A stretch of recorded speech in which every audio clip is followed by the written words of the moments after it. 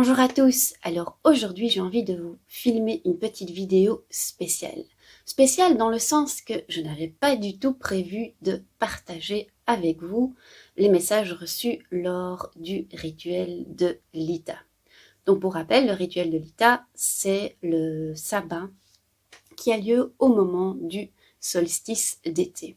Dans la tradition celte, le solstice d'été correspond au moment où le roi Chêne et le roi Hou vont à nouveau se battre, mais c'est le roi Hou qui va gagner et qui aura l'occasion de régner sur Terre pendant les 6 prochains mois. Donc c'est la fin du règne du roi Chêne. Alors, vous savez que j'ai l'habitude toutes les 2 semaines, pour les pleines lunes, les nouvelles lunes, de partager avec vous des idées de questions à aller poser. Ben ici, je ne vais pas partager des questions à poser, je vais partager les messages que moi j'ai reçus. Alors des messages, j'en reçois un peu tous les jours sous forme de bizarreries, de synchronicité, de trucs bizarres qui arrivent, qui s'expliquent pas trop, avec les statistiques on va dire. Et là, je dois vous avouer que les quelques jours avant le solstice d'été, ça n'a pas arrêté.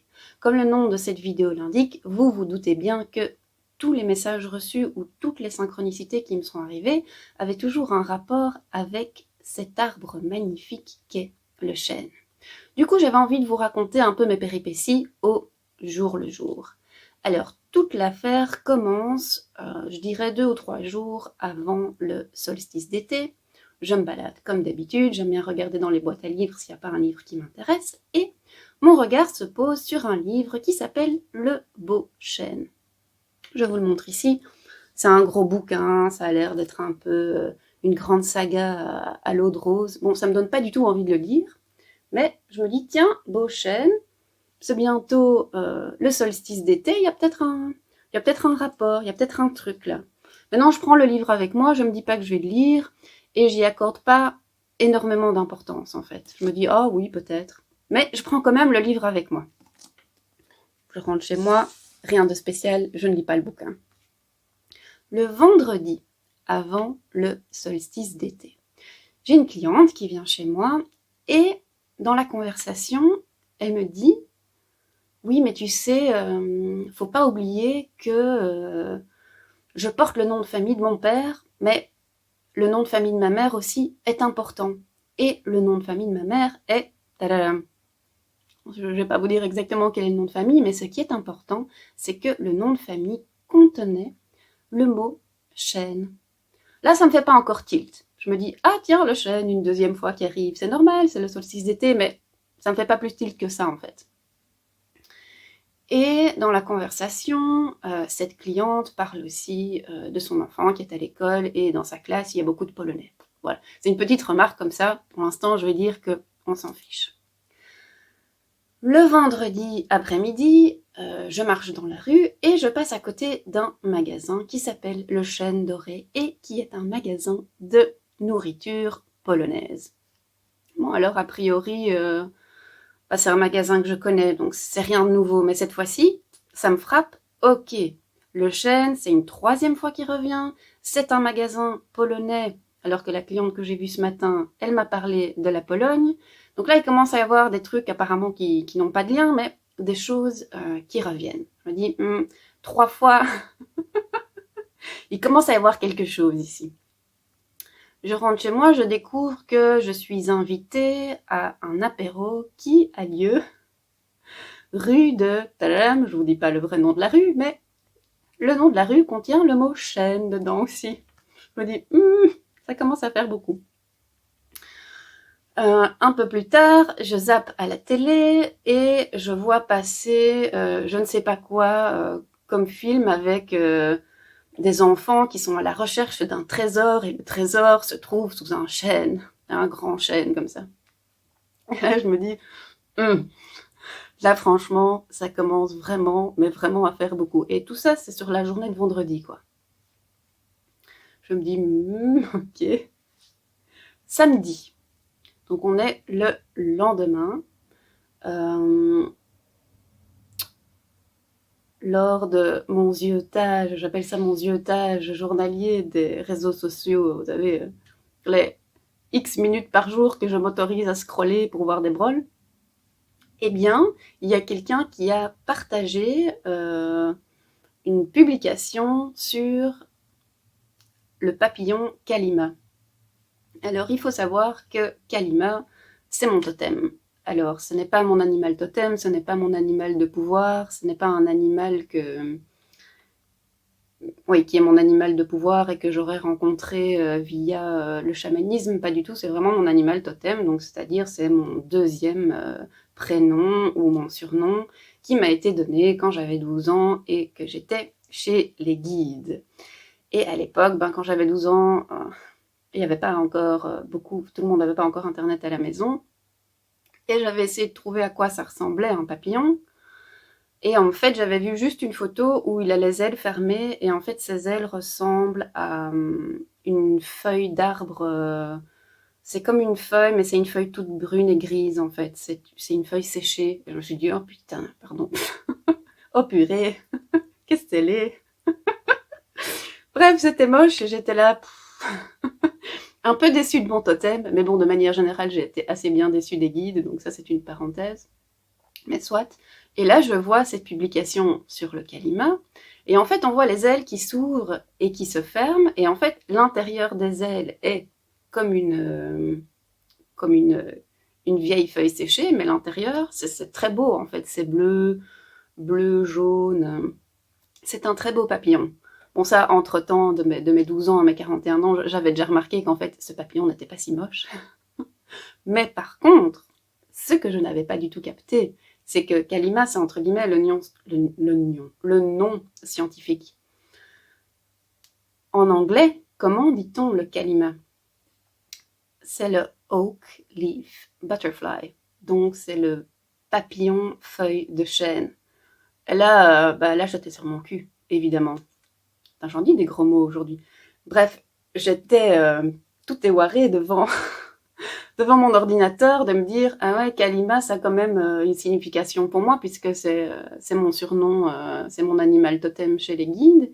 Et en fait, je savais pas du tout, mais en anglais, c'est le papillon feuille de chêne. Donc le chêne est encore là, quoi.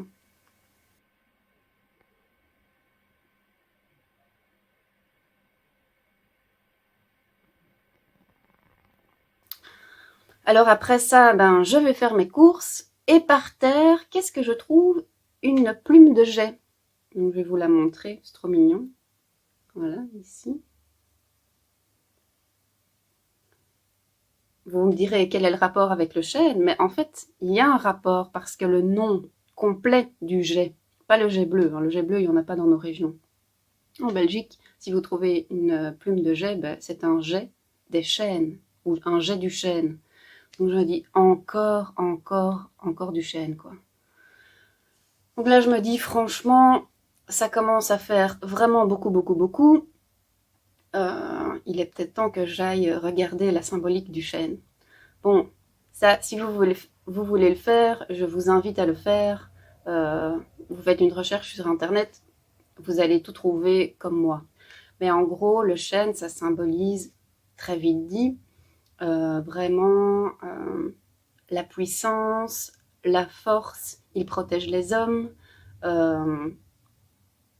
et il aide à faire face à toutes ses responsabilités, en fait. Bon, il y a bien plus que ça sur le chêne. Si vous voulez en savoir plus, je vous invite à faire vos recherches parce que vous n'allez pas trouver des trucs différents que ce que moi je vais trouver, en fait. Donc je me dis, ok, le chêne c'est important, en plus c'est bientôt le solstice d'été.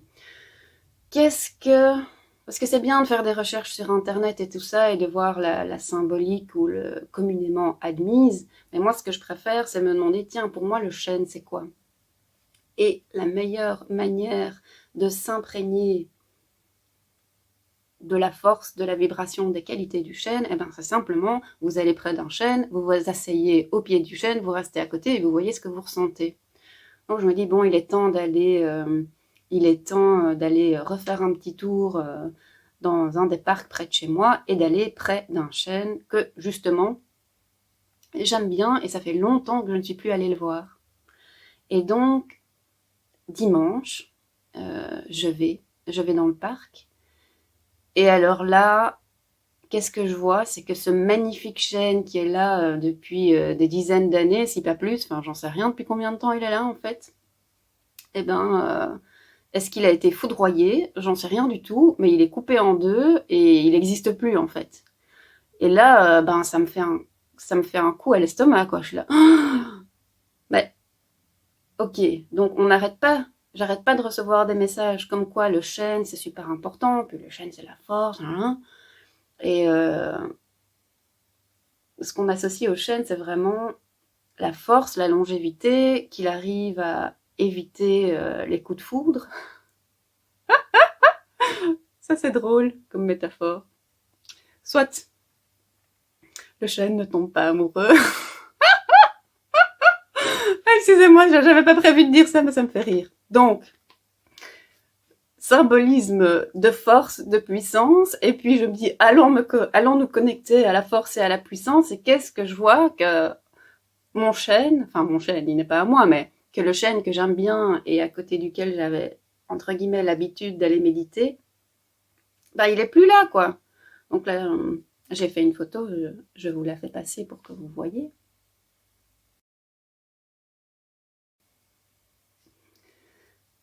Mais donc, ça me rend, quelque part, ça me rend triste et je me dis, mais quel est le message de l'univers, quoi? C'est quoi le... Ok, le solstice d'été, c'est la fin du règne du chêne. Mais ici, comme fin de règne, c'est pas mal, quoi. C'est énorme comme fin de règne. C'est même pas la fin de son règne, c'est sa mort complète. Et je me dis, ok, le chêne, c'est la force, c'est assumer toutes ses responsabilités. Et là, bah, le message du chêne, c'est bah, parfois trop, c'est trop, quoi.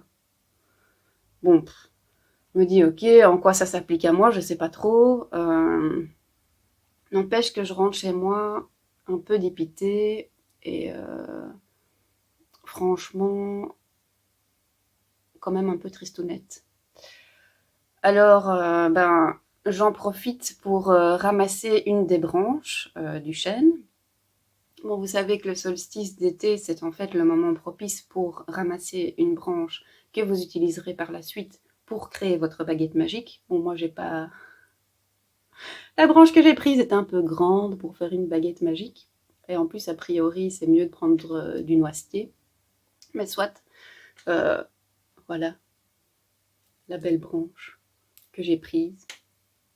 Un peu ni vu ni connu comme ça.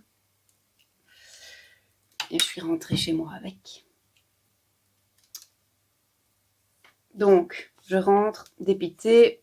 Je me dis, ok, le chêne n'a pas fini de me donner tous ses messages.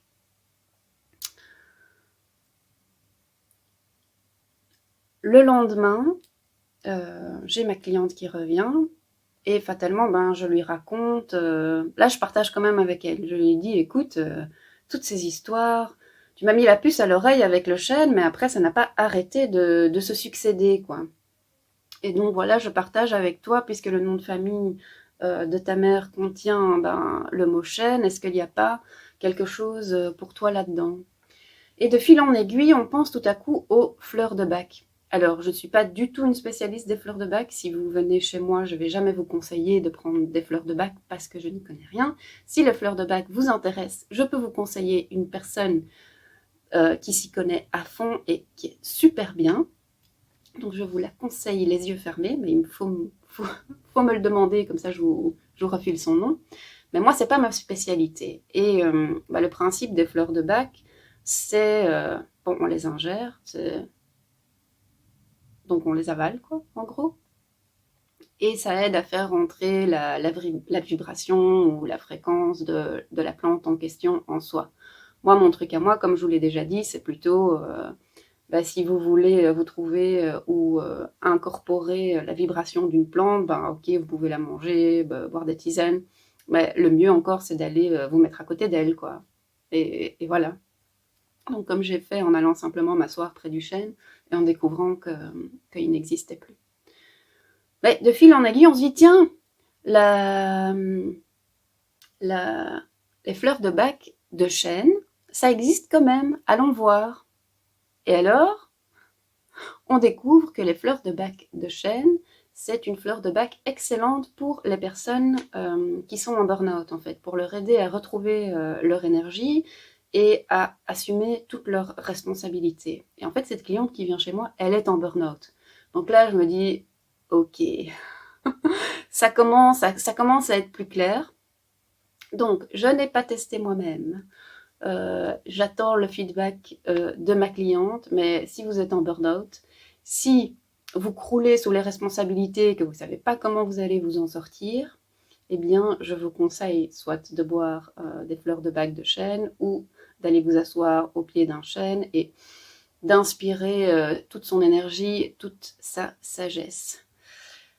Évidemment, moi, le chêne que j'ai vu, ben, il était mort, quoi. Et donc, mais ça, c'est beaucoup plus relié à ma philosophie. Si vous croulez sur les responsabilités, si vous avez l'impression que vous allez crever tellement que vous avez des trucs à faire, eh bien, ne cherchez pas tout de suite à comment faire pour avoir plus d'énergie, pour assumer toutes mes responsabilités. Premier truc, c'est vous vous asseyez et vous dites, ok, j'ai l'impression que je croule tellement sous les responsabilités que je vais crever. Eh bien, laissez-vous crever, en fait. Bon, c'est dit un peu agressivement, c'est pas bien expliqué, mais prenez le temps de vous asseoir et de ressentir à fond cette impression. Laissez-vous, de manière métaphorique, ou permettez-vous de ressentir dans votre corps cette sensation d'être vraiment à bout, d'être brûlé de l'intérieur, ou quand on dit l'expression brûler la chandelle par les deux bouts, et restez un petit peu assis avec cette sensation-là. Et de là va ressortir quelque chose. Bon, après, ça c'est la manière dont moi j'essaye de vivre vraiment au jour le jour, c'est en appliquant ce truc-là, en fait. C'est chaque émotion qui vient, la vivre à fond. Et ne rien faire pour la fuir, quoi. Mais soit, ça c'était une petite parenthèse. Pour dire comme quoi le fait de voir un chêne tout le temps, de recevoir des messages, après, au début c'est pas clair, et puis vous voyez que de fil en aiguille, jour après jour, ça devient de plus en plus clair, et les messages peuvent être différents, que ce soit pour moi ou pour ma cliente, mais il y a quand même des trucs en commun. Puis bon, les gens qui viennent vous voir, c'est pas pour rien non plus, donc c'est de manière générale, quand je reçois des messages, quand il y a des synchronicités, c'est pour moi, et c'est pour tous les gens avec qui je travaille, donc voilà. Mais donc, ça, c'était tout ce qui s'est passé les quelques jours avant le solstice d'été et qui m'a permis vraiment de me connecter à la magie du chêne. Alors voilà, c'est pas fini, j'ai encore l'intention d'aller méditer au pied d'un chêne. D'ailleurs, je me suis dit, il va falloir que je trouve un nouveau chêne. Et puis, je suis allée me promener avec une copine. Et à un moment donné, on s'assied pour discuter, et puis je me rends compte, on s'est assise, et juste derrière nous, il y a un chêne énorme, magnifique. Je lui dis, voilà, j'ai trouvé mon nouveau chêne. Donc, le monde est bien fait, la vie est bien faite, et nous apporte tous les messages dont nous avons besoin. Voilà, c'était une petite vidéo un petit peu inhabituelle et un petit peu longue concernant tous les messages reçus du roi chêne. J'espère que ça vous a plu et je vous dis à tout bientôt.